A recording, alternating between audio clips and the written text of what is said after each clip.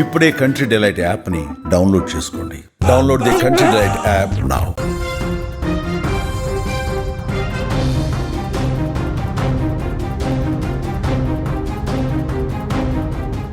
తూర్పుగోదావరి జిల్లా కోనసీమలో తీవ్ర విషాదం నెలకొంది. అక్కడి ముమ్మిడివరం మండలం కమినిలంకలో పడవ మునిగి 8 మంది చనిపోయారు. గోదావరిలో 8 మంది గల్లంతయ్యారు. తూర్పుగోదావరి జిల్లా ముమ్మిడివరంలో ఒక ఫంక్షన్కి వచ్చారు. వీళ్ళంతా ఒకే కుటుంబానికి సంబంధించిన వ్యక్తులు. వీళ్ళంతా మొత్తం ఈ ప్రమాదంలో చనిపోయిన వాళ్ళలో ఒకే కుటుంబానికి చెందిన 4 చనిపోయినట్టుగా సమాచారం అందుతోంది. ఒకరిని కాపాడబోయి వీళ్ళు అంటే ఒక ఫంక్షన్కి వచ్చారు. ఇది వీళ్ళు ముమ్మిడివరంలోని ఒక ఫంక్షన్కి వచ్చారు. శ్రీలంకలో వాళ్ళ బంధువుల అమ్మాయికి సంబంధించిన ఒక ఫంక్షన్కి వచ్చారు. ఆ ఫంక్షన్కి హాజరైన తర్వాత భోజనాలు చేసి సరదాగా గోదావరి బంగాళాఖాతంలో కలుస్తున్న ప్రాంతాన్ని చూడడానికి పడవలో వెళ్ళారు. పడవలో వెళ్తున్న సందర్భంలో ఒక వ్యక్తి నీళ్ళలోకి దిగి స్నానం చేసే ప్రయత్నం చేశారు. ఈ ప్రయత్నంలో ఆ వ్యక్తి నీళ్ళలో గల్లంతవడంతో అతన్ని కాపాడబోయి ఇంకొకరు, ఆ ఇద్దరిని కాపాడబోయి మూడో వ్యక్తి, ముగ్గురిని కాపాడబోయి 4, ఇట్లా వరుసగా 8 మంది గోదావరి నదిలో గల్లంతయ్యారు. ప్రస్తుతం అక్కడ తీవ్రమైన విషాదం కొనసాగుతుంది. మీరు స్క్రీన్ పైన చూసిన ఫోటోలో వీళ్ళంతా ప్రస్తుతం గోదావరిలో గల్లంతైన వాళ్ళ విజువల్స్ చూస్తున్నారు. పోలీసులు హుటాహుట్టిన సంఘటనా స్థలానికి చేరుకొని అక్కడ గల్లంతైన వారిని వెతికే ప్రయత్నాలు మొదలుపెట్టారు. నిన్న సాయంకాలం జరిగింది సార్ ఈ ప్రమాదంలో. ఇప్పటివరకు పోలీసుల గాలింపులో 6 మృతదేహాలు దొరికినట్టుగా తెలుస్తోంది. మరో 2 డెడ్ బాడీస్ని కనిపెట్టాల్సింది ఉంది. ప్రస్తుతం కమినిలంక ప్రాంతంలో పూర్తి స్థాయి విషాద ఛాయలు అలుముకున్నాయి. అక్కడ జనం భారీ ఎత్తున వచ్చి గోదావరి గట్టున నిలబడి కన్నీళ్లు పెట్టుకుంటున్నారు.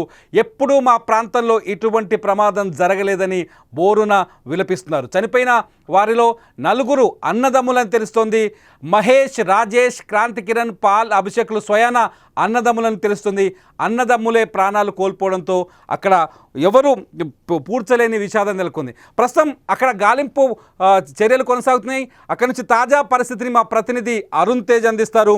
అరుణ్ తేజ్, ప్రస్తుతం సిచ్యువేషన్ ఏంటి, అసలు ఎలా జరిగింది ఈ ప్రమాదం, ఎన్ని డెడ్ బాడీస్ ఇంకా దొరకాల్సి ఉంది?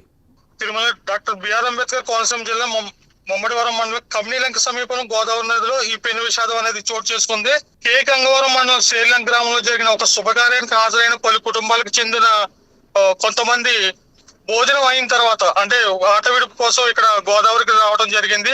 ఒక వ్యక్తి అంటే 19 సంవత్సరాలు కలిగిన ఒక వ్యక్తి ముందు గోదావరిలో దిగడం జరిగింది. అతన్ని కాపాడిపోయి ఇంకొక 3, అతన్ని కాపాడిపోయి అలాగా 4 వెళ్ళి మొత్తం 8 మంది గోదావరిలో దిగడం జరిగింది.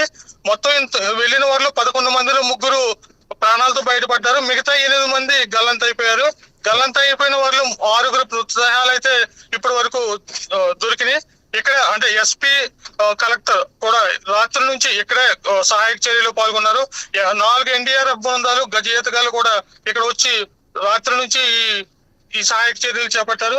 ఇక్కడైతే అంటే ఈ ఊర్లో ఇటువంటి ప్రమాదం జరగడం చాలా అరుదు.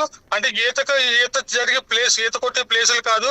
3 గోదావరిలో 3 పాయలు కలిసే చోటు అవటం వల్ల అక్కడ వీళ్ళు అంటే బయట ప్రాంతాల వల్ల కావటం.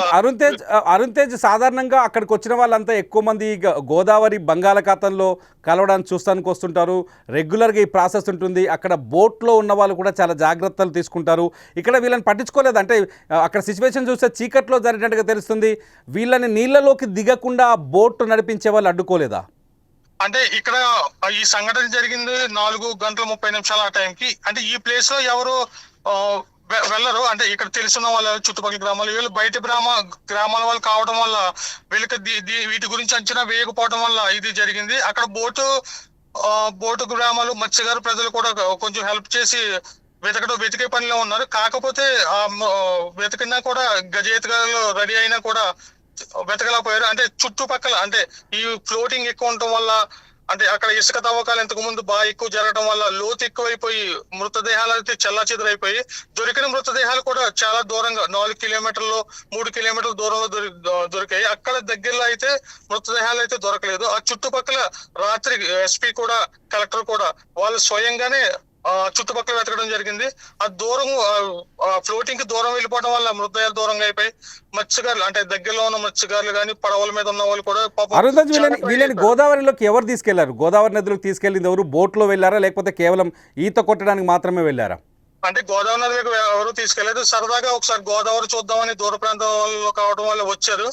సరదాగా అంటే దగ్గరలోనే కొంచెం ముందుకే దిగడంతో దిగారు. కాకపోతే అక్కడ వడి ఎక్కువగా ఉండటం వల్ల, లోతు ఎక్కువగా ఉండటం వల్ల, ఇసుక తవ్వకం జరగడం వల్ల ఒక అతను జారిపోయాడు. ఆ జారిపోయిన అతను పట్టుకుందామని చైన్గా పడవలోనే వెళ్ళారా అరుణ్ వీళ్ళు? పడవలో కాదు తిరుమల గారు, నార్మల్ గానే వెళ్ళారు. అంటే దిగారు, ఓకే, ఈత కొట్టడానికి దిగారు. పడవలో వెళ్ళటం ఇది కాదు. ఈత కొట్టడం వల్ల జారిపోయి లోపలికి వెళ్ళిపోయాడు ఒక ఆయన. అతన్ని పట్టుకుందామని ఇంకొక ముగ్గురు వెళ్ళటం వల్ల ఆ ముగ్గురు కూడా గల్లంత అయిపోయారు. అలాగా 8 మంది వెళ్ళిపోయారు మొత్తం. ఓకే, వీళ్ళలో నలుగురు అన్నదమ్ములు అని చెప్తున్నారు. ఏ ఊరు వీళ్ళది? వాళ్ళు ఎక్కడి నుంచి వచ్చారు వీళ్ళకి ఇక్కడికి? అంటే వీళ్ళలో అన్నదమ్ములు అంటే మహేష్, అభిషేక్ మండపేట గ్రామం నుంచి 2, కాకినాడ నుంచి 2, అక్కడే లోకల్ గంగవరం మండలం నుంచి ఇంకొక 3 ఉన్నారు. ఓకే, అంటే ఎక్కువ కాకినాడ, మండపేట, గంగవరం మండలం ఈ ఏరియాకు సంబంధించిన వాళ్ళు. కాకపోతే వాళ్ళకి ఏంటంటే ఇక్కడ అంచనా వేయలేకపోయారు. ఇక్కడ ఒడి ఉంటుంది, లోతు ఉంటుందని అంచనా వేయకపోవడం వల్ల ఈ ప్రమాదం అయితే జరిగింది. ఈ తీవ్ర స్థాయిలోకి వెళ్ళిపోయింది. ఇప్పుడు అక్కడ సహాయక చర్యలు కొనసాగుతున్నాయి. ఇంకా ఎన్ని డెడ్ బాడీలు దొరకాలి? 2 దొరకాలా? ఇంకా 2 డెడ్ బాడీలు దొరకాలి. 6 డెడ్ బాడీలు దొరికినాయి. సహాయ చర్యలు అయితే జరుగుతున్నాయి. కలెక్టర్ పర్యవేక్షణలో జరుగుతున్నాయి.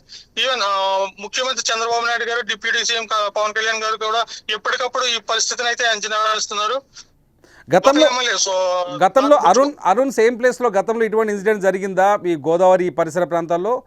అంటే సేమ్ ప్లేస్ లో ఇక్కడైతే జరగలేదు. దూరంగా అంటే ఒక 2 కిలోమీటర్ల అవతల ఇంతకు ముందు ఒకసారి 2018లో సేమ్ సంఘటన జరిగింది. అప్పుడు కూడా ఒక 2 చనిపోవడం జరిగింది. అంటే ఇక్కడైతే ఈ ప్లేస్ లో అయితే ఈ 1 కిలోమీటర్ లోపు అయితే ఎప్పుడు ఇటువంటి సంఘటన అయితే జరగలేదు. Okay Arun, thank you so much. ఇది ప్రస్తుతం మనకు అందుతున్న సమాచారం. మా ప్రతినిధి అరుణ్ అందిస్తున్న సమాచారం ప్రకారం ఇంకా 2 మృతదేహాలు దొరకాల్సి ఉంది. ఇంకా 2 డెడ్ బాడీస్ని గుర్తించాల్సి ఉంది.